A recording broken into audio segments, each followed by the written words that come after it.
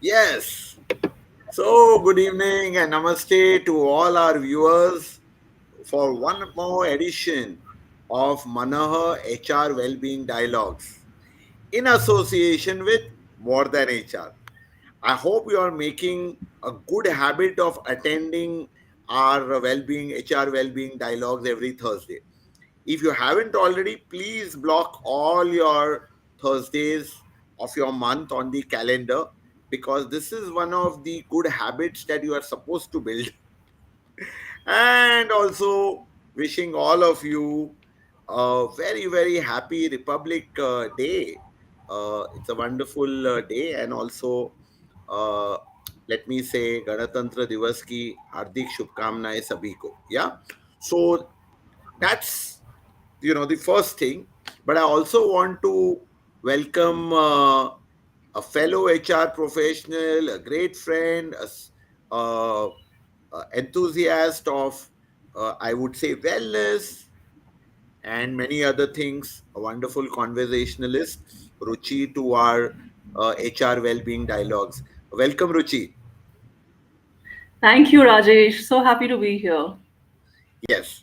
And I want to also thank all our guests who've joined in on LinkedIn Live.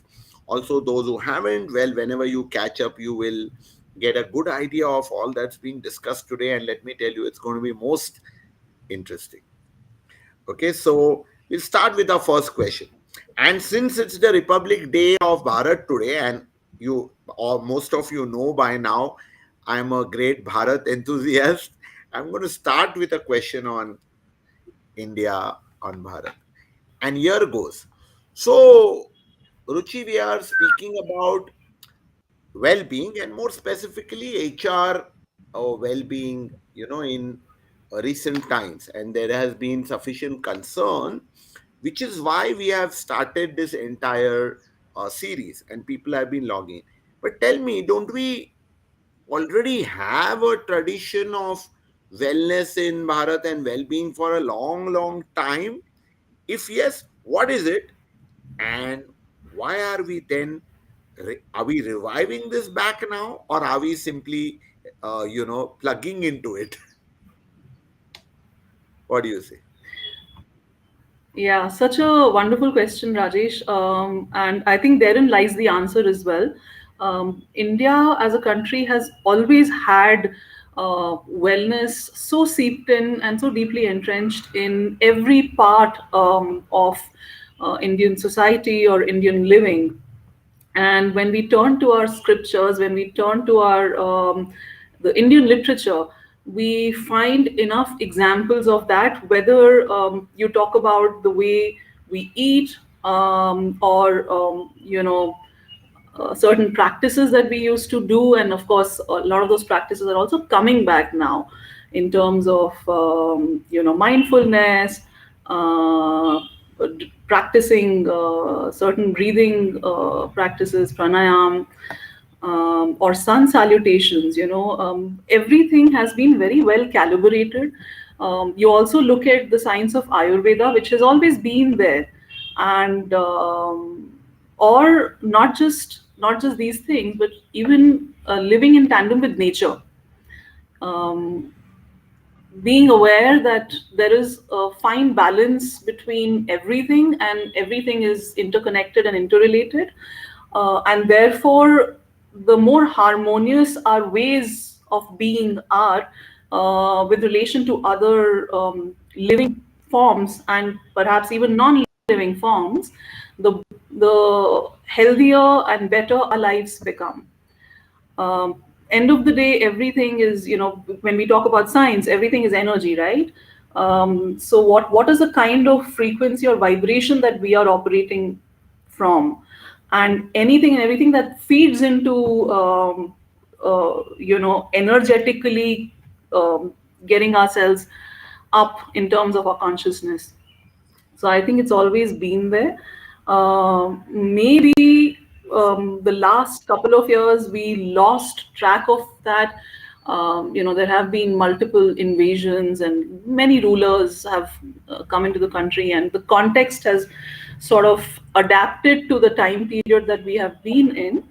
um, but I think globally there is, of course, that a lot of triggers that have led to people looking at health and wellness from a more comprehensive perspective than just one aspect of wellness. So, Sure. yes, I think that is Perfect. what I would, that is how I would sum it. So, folks, the first uh, lesson or insight get from the discussion so far is harmony. And we're going to speak a little bit about this. And we are talking about harmony with nature. And Ruchi also mentioned harmony with other living beings and possibly also with non living beings, right? So we are always so preoccupied with ourselves. By ourselves, I mean humanity, and within that, several who are then perhaps preoccupied with only what I am doing, my organization, my family, and so on, right? So we're going to come to this connection a little bit later because I think this is beautiful. And this is certainly something that we need to explore. And I think we can connect that very well to what happened to lots of people who felt extremely constrained and constricted to their char divari, especially during times of pandemic. But we'll come to that a little later. All right. So since we spoke about harmony, I can't but help think of, because yoga, as many of our uh, listeners, audience will already know, is translated as union, but perhaps a better term would be harmony, right? Harmony with everything, but especially harmony with self. So here's what I want to ask you, Ruchi. You spend time uh, both as a practitioner and, if I remember right, also as a coach for others, in yoga. But I want to ask you, how has it helped you specifically? Let's make it more personal, but not so much. I'm sure it's helped you also with your physical wellness. But I want to ask you, how has it helped you mentally, emotionally, that aspect of it? Let's help our audiences also relate to this by way of, our theme and what it can do for HR more specifically. Sure. Yeah, Rajesh, I could actually go on about this because I think I have personally transformed at all the levels, whether it's at a mental or intellectual level, at a deep emotional level. Of course, physical is very visible, so I would not even spend too much time talking about that. Um, so the effects are immense, and as a practitioner of yoga, of course, as a teacher, it's a very different journey, but I will for now stick to you know my practice and my experience with yoga.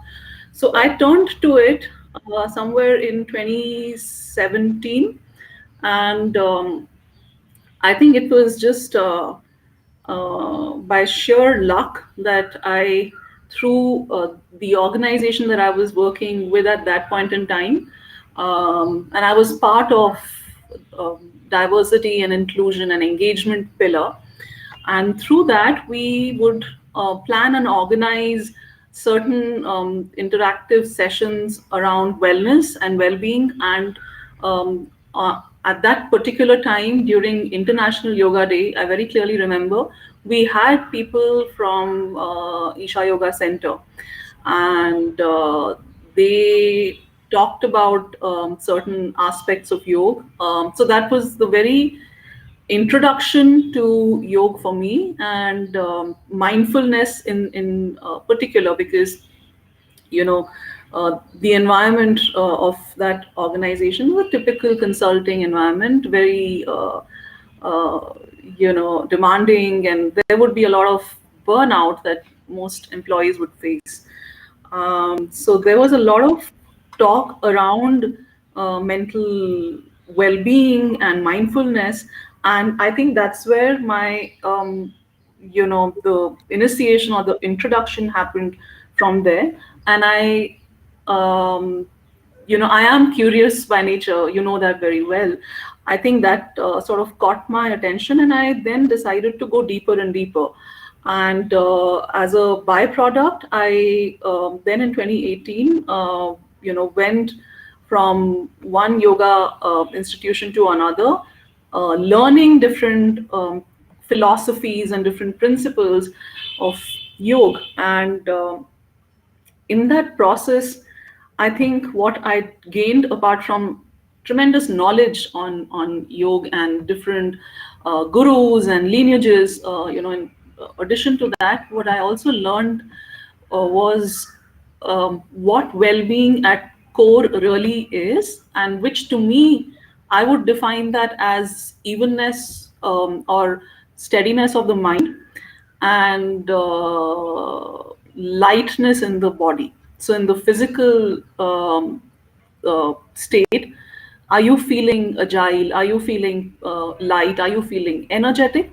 And at a mental level, are you feeling calm and still, regardless of whatever is happening around you? So I think I'm one of the luckier ones to have gotten inducted into this well before COVID. But I think what COVID did for people was bring about those questions.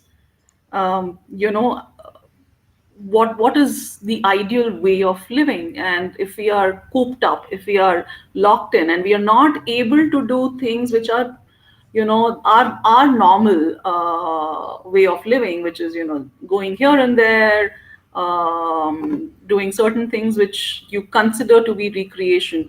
Now all of that is sort of wiped out for that time being. So how do I then create an atmosphere of happiness, joy, bliss, well-being, while being cooped up in one place? And I think that was the tipping point. I think that's when and why people started to look at the gamut of wellness in a wider way, and also go within.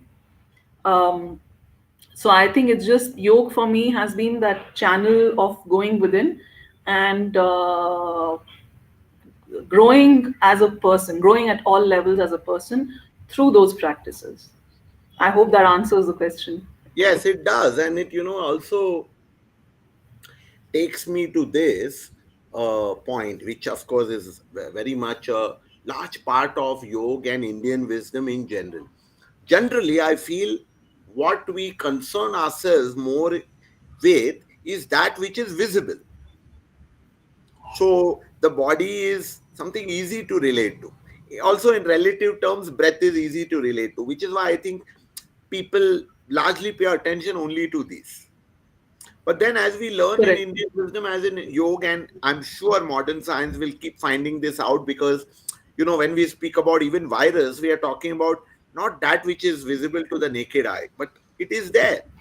So, in the body, we speak about multiple sheets, okay, for the benefit of those who may not be familiar with this at all. So, what you are saying is that, and that's our second insight, which is uh, yoga and maybe many other kinds of wellness has a lot to do with that which is not visible to begin with. So, would you say, I want to go to this aspect because I think this is a very important, important message. Would you say that as HR and as a professional in general, I must be more patient to be able to observe of what our wellness practices does to us over a period of time rather than only that which is visible? What would you say? Because I heard, you dwelling a little bit on the philosophy and uh, the mind part of it. What do you think? Did you have to adjust to it? That's really my question. Were you satisfied? I'm not seeing enough change. Did that happen to you? I'm Yes. not seeing enough change. No, not at all. Because I think since Rajesh, for me, I uh, was drawn to yoga from a very deep mindfulness aspect. I was therefore, looking at that a lot more closely, than looking at the more visible changes. And I think for for the more visible changes, there are a lot of other tools which also help in terms of health practices, fitness routines and regimen. And I have been a sports person all of my life, so I don't think that was the pull for me. Now let me link this to the profession that I'm in. I think as an HR professional, Yeah. and of course as you also grow in your career and rise up in the ladder, it becomes so much more critical to have an observer mindset and not react, not be in a reactive mode, and to have the ability to engage with a very wide spectrum of people without uh, without judging or jumping to conclusions, without really drawing qualitative judgments, because that's the hallmark of a good HR practitioner, how unbiased and how fair and neutral you are. And I in my own case, I have seen that to have, to some degree, I've been able to achieve that after I started to go on this journey of Superb. yoga. Yeah. So Very it's all interesting. again invisible, right? Yes. Uh, but it matters so much for you, because you're also realizing how you were and how your responses were at one point in time, and how what's the journey been like for you. How you are now, Right. and what is it that's enabled the change or that growth. Exactly. One can see it over a period of time. And that's exactly my point, because in today's times, more and more we are seeking impact quickly, right? Yeah. I always say this jokingly, that a person was praying to God and said, "Oh Lord, please give me patience and give it to me now." So, Therein lies the irony, right, Rajesh? yes, Nobody wants to exactly. work towards Which is why certain I things. spoke about. Okay, I want to speak about another irony. Okay, and I'm very curious to get your viewpoint here. I hear a lot of people, and I'm sure many of our audiences will also relate to it, speak about circadian rhythm. Okay, now, and well, people have various ideas about it. Of course, one of it being, hey, this is the in thing. This is something I want to focus on. But here's what I want to ask you, as both an HR professional as well as a yoga practitioner. Isn't circadian rhythm built into uh, you know yoga, Ayurveda, and for that matter, all other Indian practices? Isn't that the same as dincharya? Could you throw light a little bit on this? Oh, absolutely, Rajesh. So let me just take you back to my, earlier days and how I would view some of these things. I grew up in Delhi, and very typical city led life, where you would perhaps not have exposure to these kind of practices, at least in the initial years, Right, unless your family has been sort of living that kind of life. And I would at times come across certain people who would have very different practice in terms of very different lifestyle. They would wake up very early and probably wake up at an hour when you don't even see the sun, and be doing certain things and having cold water bath, and correct. it would just intrigue me, and I would be like, these guys must be nuts to do that. So simply because you don't know the benefits and you don't know why people are doing those things. um, but I think as you go, and you sort of take that yogic path, you start start to understand that everything has such a strong reason and purpose. Right. Whether it's, waking up very early, actually doing your meditational practices, or having cold water bath, or eating a heavy meal in the day, and then not sort of eating too much through the day, right? So all of these things together would actually make up for a very well balanced life. Um, but what happened to us is, globally, we start to look at a lot of these Western nations for, a lot of things, not just health and fitness, and therefore lose Trends touch in with our general. own practices. Yeah, yeah, exactly. But fortunately, I think a lot of those folks are looking towards the East, and finding a lot of sense in the practices that we have.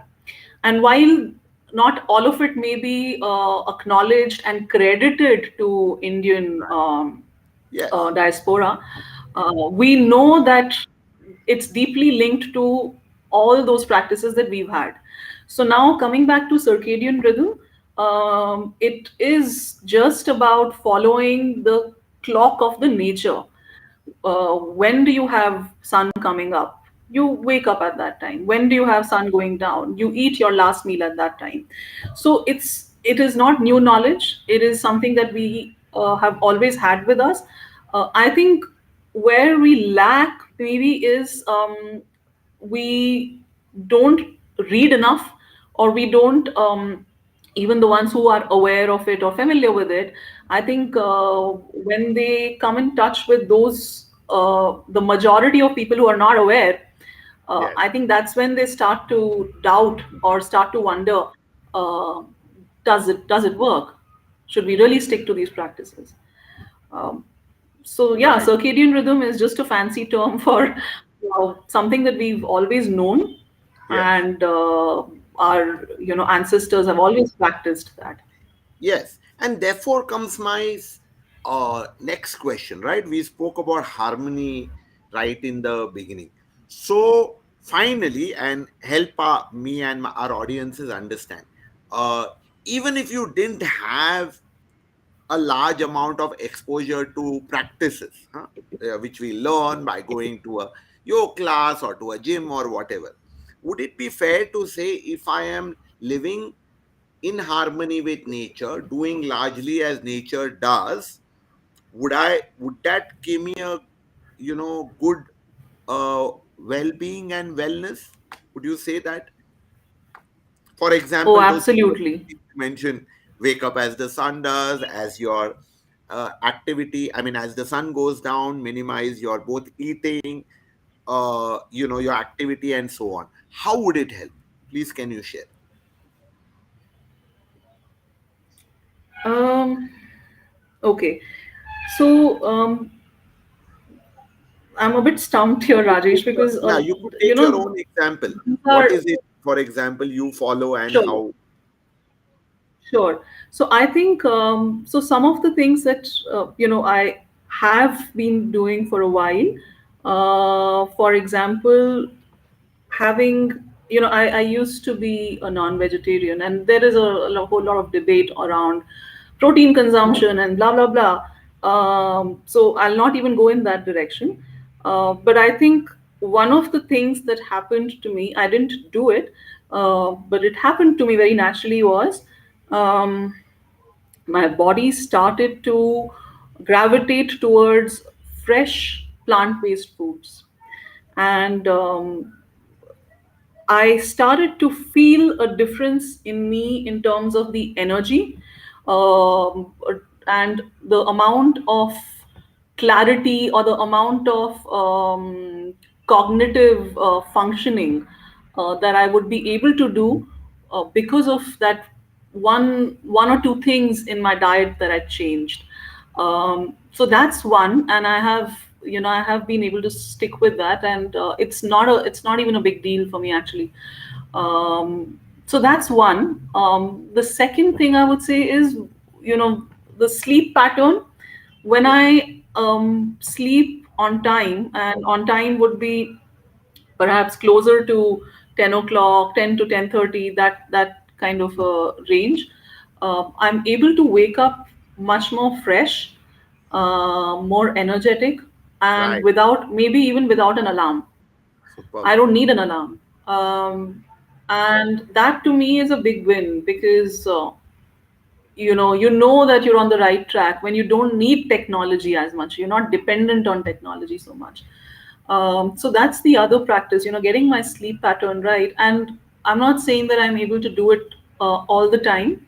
One falls and then gets up again, right? So there are times when I would also Miss. not be able to maintain that.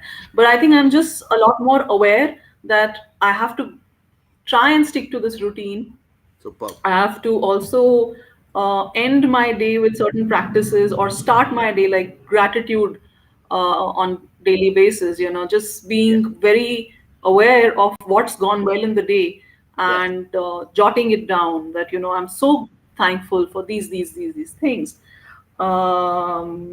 So eating, definitely sleep pattern, um, being connected with mother nature in some form. So I have a lot of plants around me, and even if there are days that you don't really get to you know go out into a park or near a lake or any of those things, there is enough nature around me. Superb. So I think anybody can do these little things Nice. and feel a lot more connected to nature. Yeah. Superb. Lovely. So, folks, please do dwell on the last few insights, and it's wonderful getting these reaffirmed by Ruchi. You don't really need to look for bigger things, the best practice, and that which is the latest. Not necessary, right? You may be able to do simple things. uh you know like she said, we maybe I can sleep a little earlier. I know there are people, and that's one more thing I want to touch on, Ruchi, a little later, because a lot of people, by nature of their work and geographies that they work along with, they end up sleeping at 2 a.m., 3 a.m. Okay, but we'll come to that later if we have the time. But majority of us, if you can just advance your sleeping time, you can wake up fresher and without having to have an alarm wake you up, right? Similarly, watch your diet, be more mindful. One of the things that simply has to be done, I don't become mechanical about what I eat. I just watch it. Watching it Rajesh, itself. I'll just take one more. I'll Yes, take please. one more moment on this. I think also developing a relationship with food is so integral. And what I mean by that is, when we are eating, are we really paying attention to the food itself? And or are we? Is it like a secondary activity? And I think that is something everyone should Well, really make an effort towards, because a lot of ailments and issues are also linked to how we are eating. um, Whether it's overeating, and then related issues like obesity, thyroid, this and that. The list is endless in that sense. I think if we're paying attention to how we are eating, what we are eating, and minus the distractions of a television or a mobile, even something like that will go a long way in superb. just feeling a certain kind of joy. And it's not going to be easy, uh, because we are creatures of habit, and being glued to technology is now sort of a DNA. So it's going to take effort, but I think this is one thing that in the long run will pay off. And it's not too much of an effort. Lovely. Once you've been, I think Yes. it's matter of 21 days, 3 weeks, you do it and it becomes a habit. So yes. Superb. Wonderful. So many folks over here will say we have a great relationship with food. I'm a foodie. But that's not what Ruchi meant. Okay. uh, are you conscious when a lot of comments from some of our audiences want to acknowledge? Raman has written, we don't know how long we live or when our end will come, so we need to be fully present in what we do and live harmoniously. Of course, there's a lot more, but that's one thing that I Absolutely. picked and I thought that was beautiful, right? He also says Yeah. everything in Thanks, mind. Mohan. Thanks. Yeah. uh, he also said that people, everything in the mind, people work hard trying to keep weight and body mass under control, but not seeking, wellness, not just ours, but even others around us. Okay, wonderful. Thank you so much, Raman. And of course, I saw also uh, Ruchi, another Ruchi Guramrita commenting earlier. I'm not able to get to their chat. But folks, just to remind you, would love to have your questions because I'm going to take them in just another 10 minutes from now. Okay, so I'm awaiting your question. I'm going to change tack a little bit, Ruchi. Whatever we had so far was, I'll call it happier conversation. I want to come to the realities of HR people's lives. Okay. And one of it is, sadly so, technology companies have been, having a lot of layoffs. Now, while it has largely been overseas, I'm that that's also something because I see conversations that it may also impact India a fair bit. And you know that how it is with the probably the herd mindset.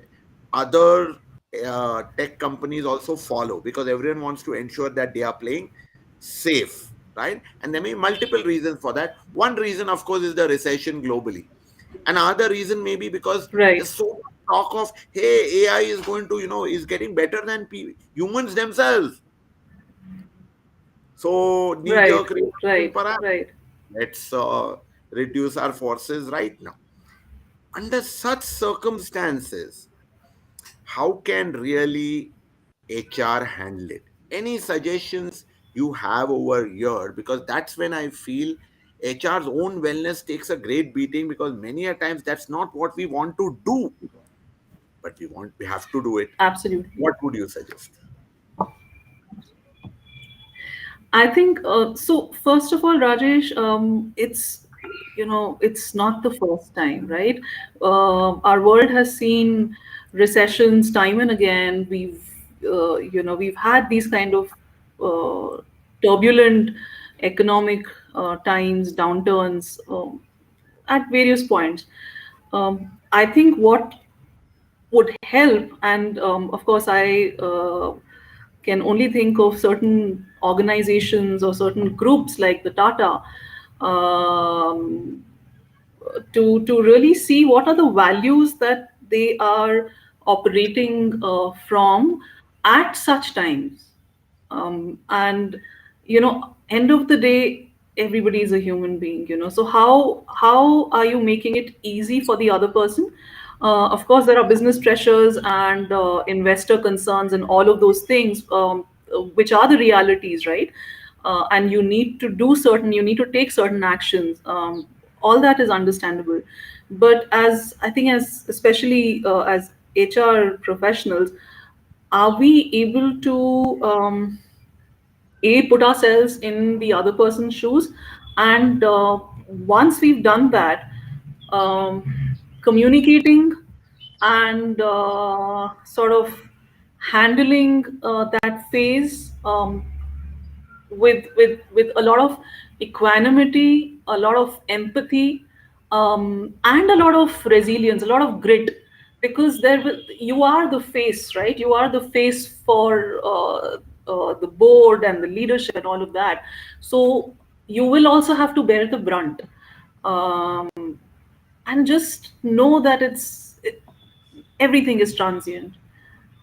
Everything is good times, bad times. It's so ephemeral, right? So um am I being as compassionate and as empathetic as I possibly can while doing what I need to do. Yes. Um, Superb. that would be the answer. Yeah, Wonderful.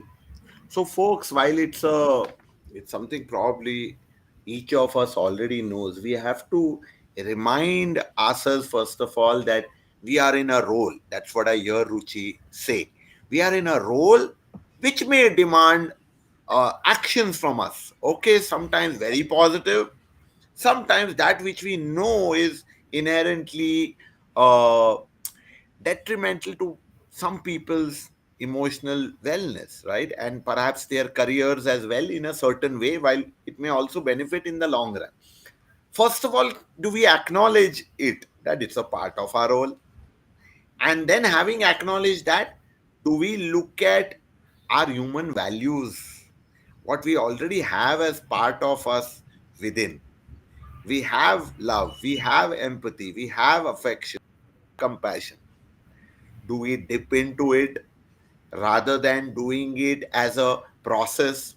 That's very important for HR well-being. It's a very touchy topic. I would like all of us to dwell on it, and Ruchi has brought it out very nicely. We seek more and more human values, and yes, there'll be a lot more that our audiences can add and are adding over here. Make it as authentic as possible. You can only be authentic when you're connecting with yourself. Lovely. Correct. absolutely, Yes. absolutely. So I'm going to ask for more questions, but there's one more thing that comes to my mind, Ruchi, that can come to the rescue here. Okay. And I'm wondering whether this is something we can touch on. And that's the topic of spirituality.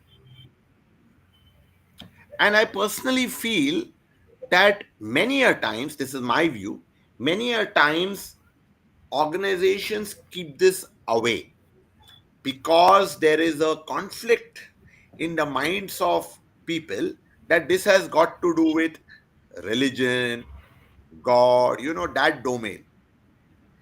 And in Bharat, well, signs of God and all of this, I mean, symbols, for something that's so common, right? So very common, and it's all over. I mean, if you go to shops, doesn't matter where, in which part of the country, these are also businesses.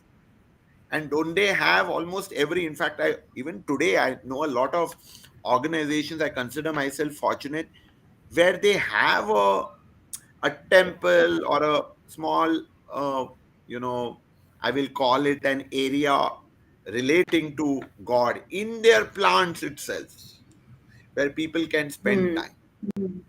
So here's my question to you: is spirituality something which people can help, which can help people face tough times better? What's your experience? Absolutely.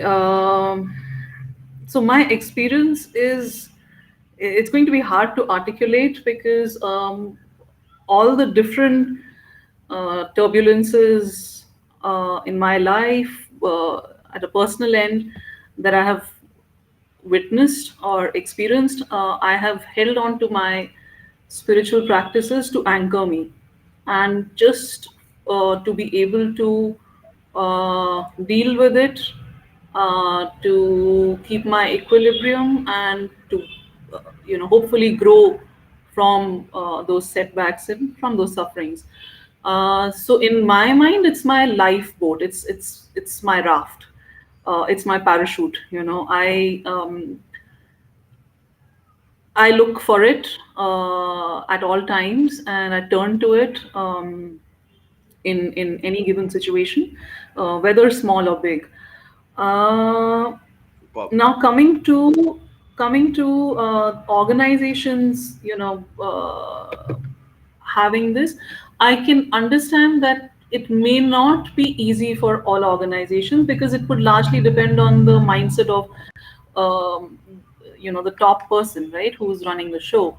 um, but I have also seen, Rajesh, like you, I have also seen some organizations, like one of the groups that I worked with was Times Group, and uh, they had certain amount of still do certain amount of connect with spirituality, and lot of the publishings were also sort of centered around Right. spirituality. So I think it's there. It's Would I like it to be a lot more? Of course, I would really love that. Would it? How feasible would it be? I don't know. I have no answer to that. So maybe what at individual level one can do is talk about it, and educate people, inform people of your experiences like we're doing right now, Yes. and let them, everybody is intelligent enough, so let people then pick whatever uh, little bit Right. they want to pick, or deep dive into the spiritual path. And I think it also has to do with what do we associate spirituality with, Yes. right? So the image is, I have to leave everything. I can't be a householder. I have to shun away my responsibilities and be, up in the caves, or up in the mountains. Then I think you've lost the battle right there, right? Um, but I Yes. think the modern day spirituality is so different, and actually so much about being in the thick of things, being in the center of action, and doing what you're expected to do, or rather the duties that you have to fulfill, um, and That's right. doing them to the best of your abilities Right. through these practices. 100%. So I think that the larger work is sort of breaking the stereotypes, and Yes. then letting people pick certain things that Yes. would work for them, or would align with their value system. Well said. I think so. Great insight. So, spirituality can be of tremendous source of strength, especially in tough times, but even in good times. There's no doubt about it. There's a very wonderful talk that Ruchi sometimes we use in, one of the institutions that I run, and that is a talk by Piramal Saab, Ajay Piramal Saab, where he's speaking about his personal experience and how the Gita has helped him in tremendously troubled times. And he speaks about how he lost his father first and brother at a very young age, how he got into it, and how this. Now, I'm not speaking about the Gita alone now, but my point is this: all the time, I think organizations are seeking to get the best management and leadership practices, and we think Yeah. this is so essential. Why cannot organizations also think of getting spiritual practices from around the world, from multiple faiths, and say this is Hmm. available? If you want to use it, Hmm. use it. If that is not something Correct. you want to use, it's fine. But make it seem almost natural and part of Right. human living. And I think that's very much possible. People just don't do it sufficiently, is my view. I think, Yeah. Rajesh, so that may have to do with the Yes. individual himself or herself, and how strong is the ego mind, right? Because most actions are guided by that, unfortunately. And I think, especially in the corporate world, we are very quick to slot others and also slot ourselves. That I am this type, I am that type, I belong to this group, I believe in this faith. I think what you're talking about is a very laissez-faire approach, which to me sounds like a possible reality when people are so steeped in spiritual practices that they are breaking away from identities. They're actually moving away from labels, and from creating those boxes, creating those silos, which Yes. it happens very subconsciously. It's not even a very conscious behavior. So it starts from there. How deep are your own spiritual practices? and the dissolution of the ego mind then will happen, leading you to become a lot more accepting of other Yes. faiths. Yes, I accept. I mean, I think I fully agree with what you are saying. I think, you spoke about relationship with food earlier. I think it is also about spirituality, is a lot about your relationship with self and nature, and not just about, that which we define as God. So, Yes, while I wait yes. for, so folks, we have just about 15 minutes more to go. I'm still waiting for your questions. I think I can see you all are enjoying the conversation. So, Ruchi, kudos to you. You're doing a great job. But we'd Thank you, love to, Rajesh. Credit yeah, goes to you. we'd love to get a lot more questions. But here is one question I have from my side, and then, I'll wait to see if we have, more questions from the audience. Uh, is there something which you have seen in the organizations that you worked with, which enables people to at least spend more time in silence? I'm not talking about just focus, okay? I'm talking about spending time in silence. Is there any organization that you heard of or you worked in which has got specific, which encourages sitting in silence? I recently, so I'll give just one example.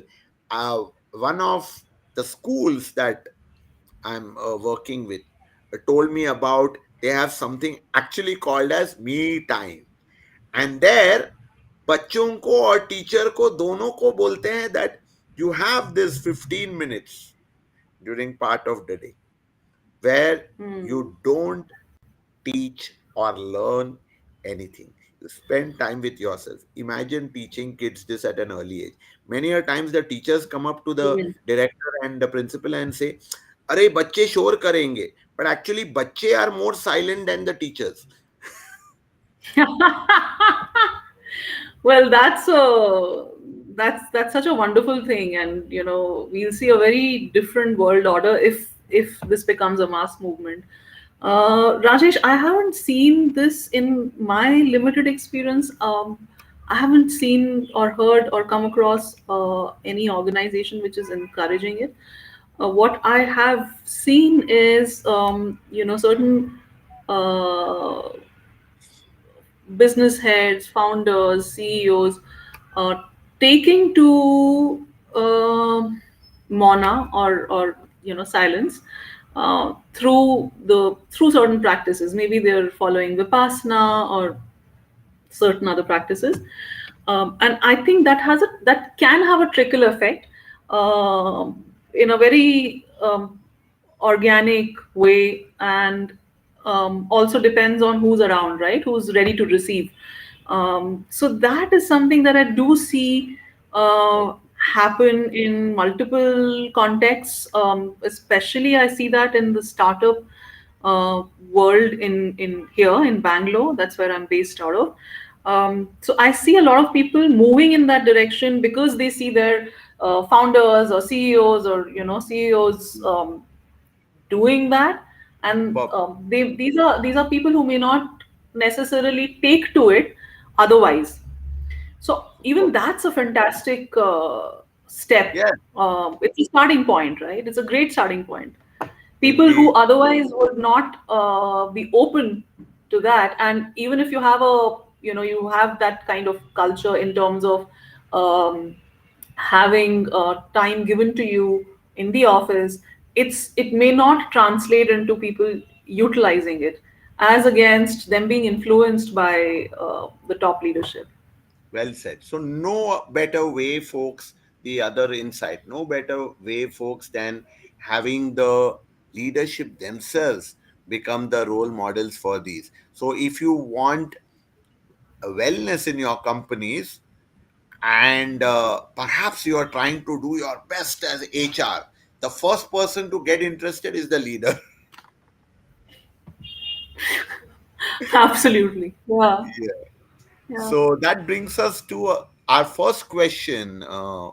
Ruchi. And let me tell you, it's a question for which probably you'll have to go to the mountains or the caves. But Happy to, Rajesh. I just need an excuse for that. Yeah. Okay, Raman is let's go asking a ahead. question, so I will pose the question a little modified. But here's what he asked: are tech companies conscious? And I'm going to ask you, just as a possibility, is there a way of increasing consciousness of,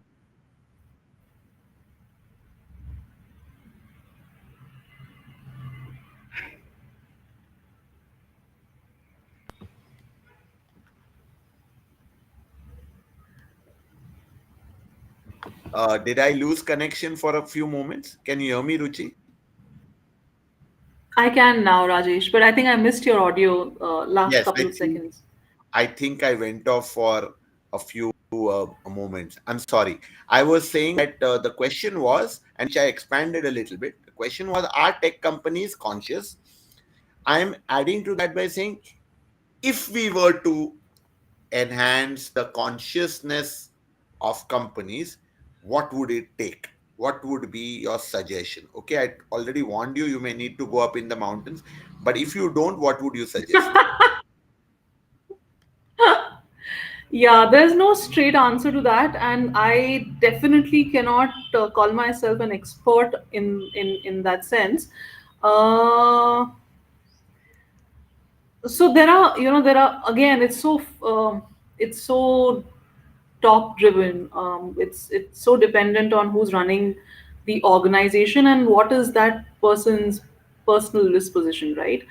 Um, so are tech companies conscious?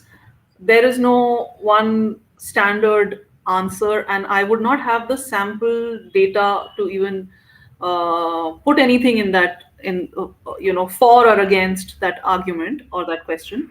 So I'm going to sidestep that one and maybe move on to the question that, Rajesh, you've, as a follow-up question, you added.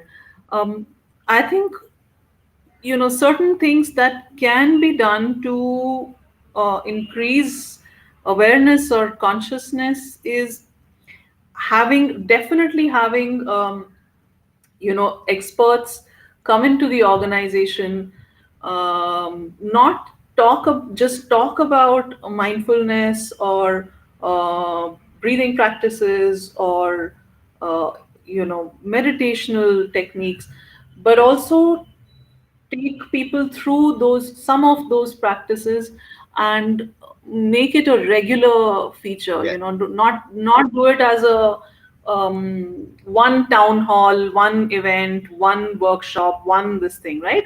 Maybe have once a week.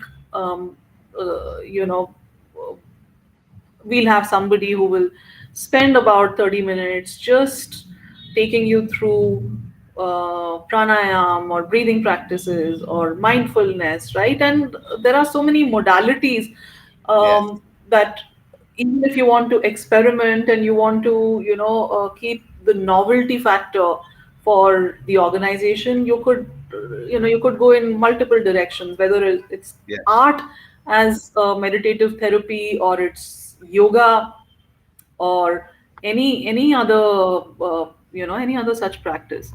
So that's one thing that organizations can do, and I do see some of them doing that.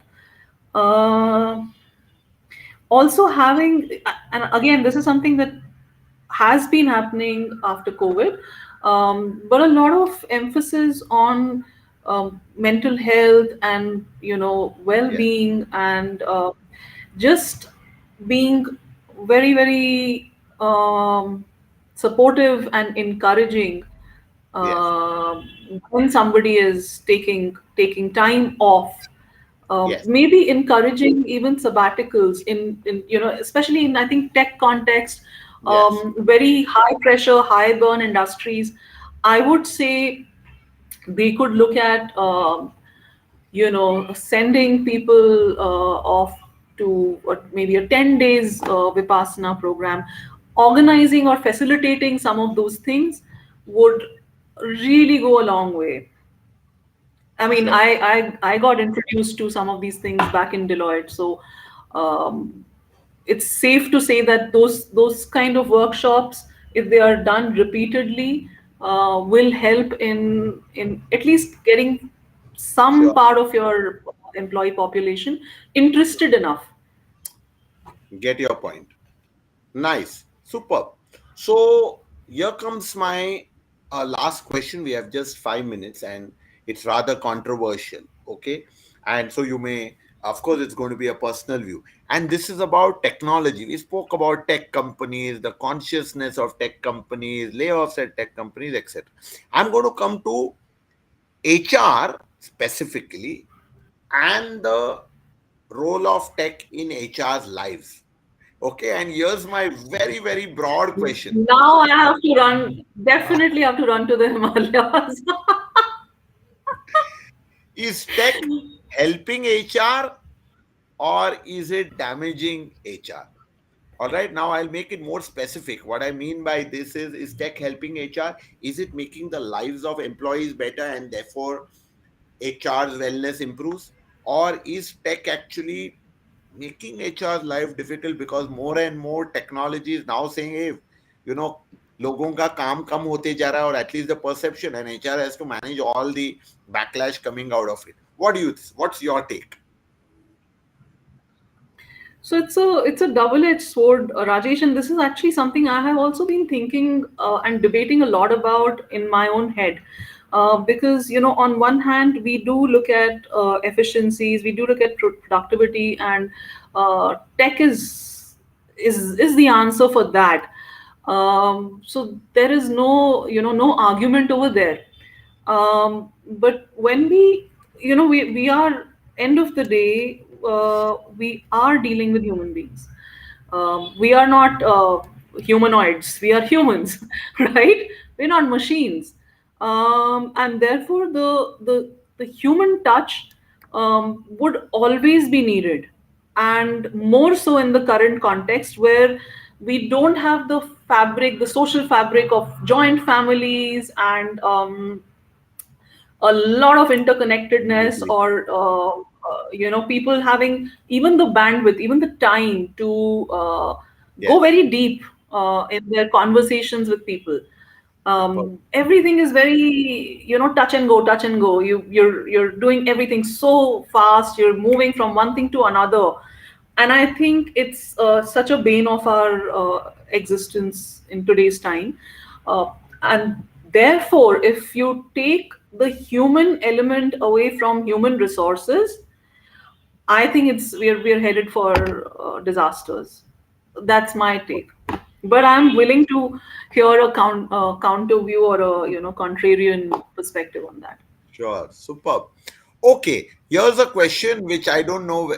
It's come from one of our, again, very good friends. Brilliant asks, how can we be spiritual without being religious? I'm going to offer my short answer to that, Ruchi. And this will be the last question to you because we've got just 2 minutes remaining.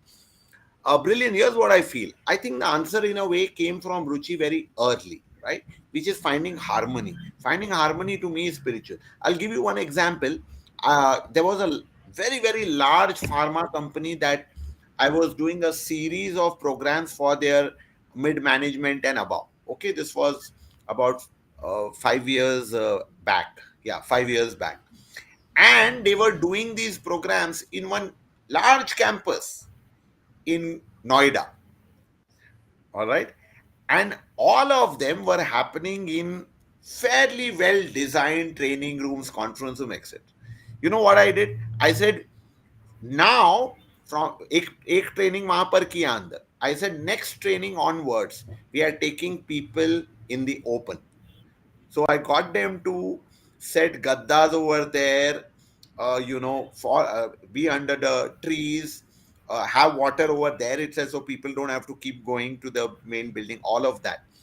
I felt a certain rise. Don't get me wrong. I felt a certain rise in their ability to connect and reflect to what was being discussed, far more than what they would have been in the chairs in the training rooms, Ruchi and all our audiences. That to me itself is a spiritual practice. What is the need to even bring in religion into that? Yes, Ruchi, your take.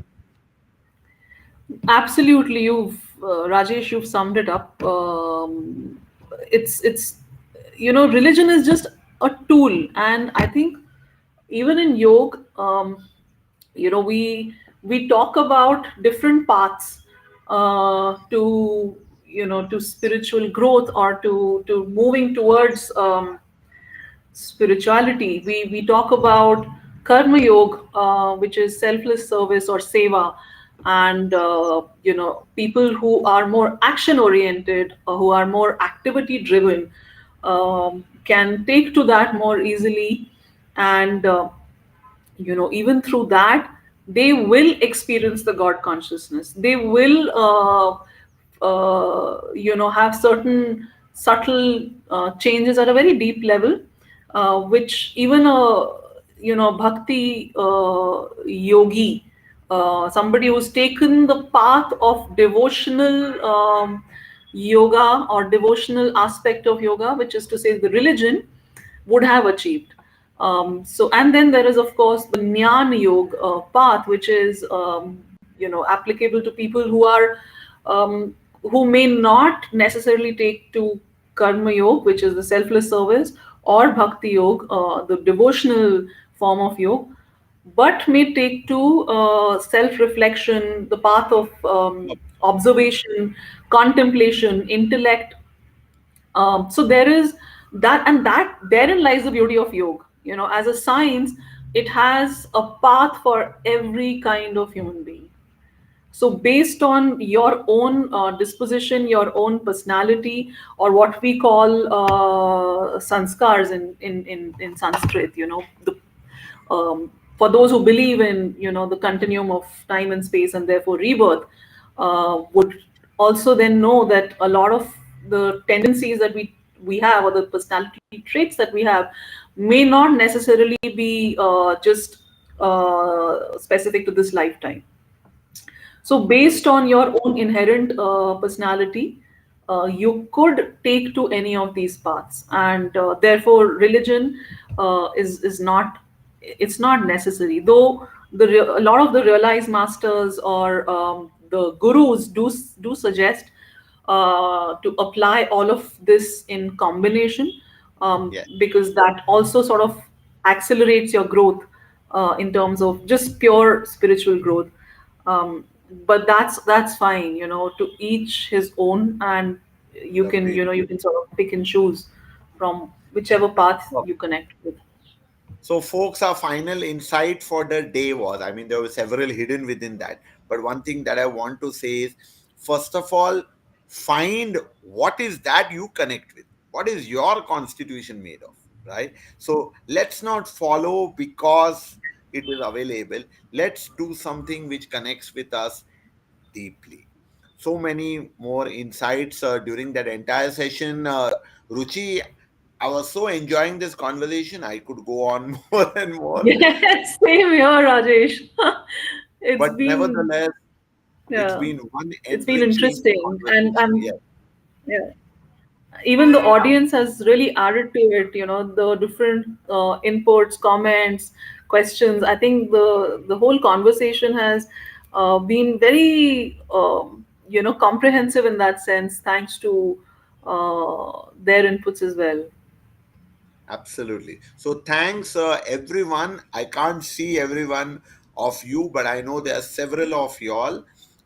You made this really brilliant. I think besides the conversation that Ruchi and I were having, there were conversations also happening between the audiences.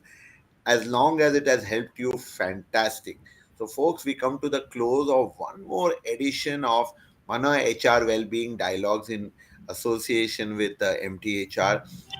Do keep joining us every moment, but I want to bring this to a close by telling Ruchi it's been a very interesting, insightful conversation with you. It's definitely added to me. I think it would have added to other audiences also. Namaste. Thank you so much. Any last Thank you, comment? Rajesh. It's just been amazing, Rajesh, and thank you for the opportunity. And you've discussed something which is so close to my heart, and has really shaped me in more ways than one. So Yes, just very deeply grateful for this, Rajesh. Thank you so much. Lovely. Bye bye, everyone. Happy Republic Day once again. Enjoy the rest of your day. But remember, Republic Day is just one day. We have to be aligned to our nation's values all the days of the year. And we learned some of our principles and values today. Bye bye, everyone. Wonderful. Let's see